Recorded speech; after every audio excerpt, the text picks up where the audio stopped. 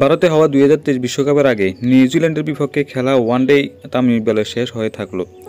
পরে নানা কারণে জাতীয় দলের বাইরে আছেন দেশসেরা এই ওপেনার, আর ফেরার সম্ভাবনাও নেই। বিষয়টি তামিম ইকবাল নিজেই জানালেন। আসন্ন চ্যাম্পিয়ন ট্রফির আগে আলোচনায় আসে জাতীয় দলে তামিমের ফেরা নিয়ে, কিন্তু সেটি নিয়ে তিনি কোনো মন্তব্য করেনি। এমনকি বিসিবিও তার ফেরা নিয়ে কোনো নিশ্চয়তা দিতে পারেনি। এর মাঝে না ফেরার কথা শোনা গেল তামিমের কণ্ঠেই। পাকিস্তানের তারকা সাবেক অলরাউন্ডার শহীদ আফ্রিদির ইউটিউব চ্যানেলে প্রকাশিত ভিডিও আলাপনে দেখা যায়, শুক্রবার রাতে আফগানিস্তান অলরাউন্ডার মোহাম্মদ নবীর সঙ্গে নৌশভোজি করেছেন আফ্রিদি। পাশে ছিলেন তামিম এবং শাহিন আফ্রিদিও।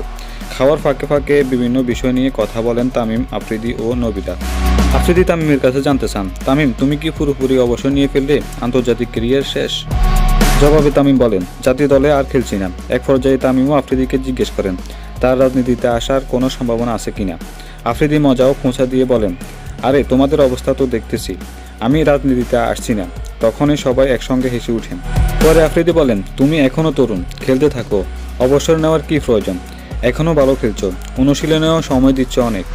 চলতি বিপিএলে তামিমের নেতৃত্বে ফরচুন বরিশালে খেলছেন নবী ও শাহিন আফ্রিদি। অন্যদিকে শহীদ আফ্রিদি আছেন চিটাগাং কিংসের ব্র্যান্ড অ্যাম্বাসেডর ও মেন্টর হিসেবে।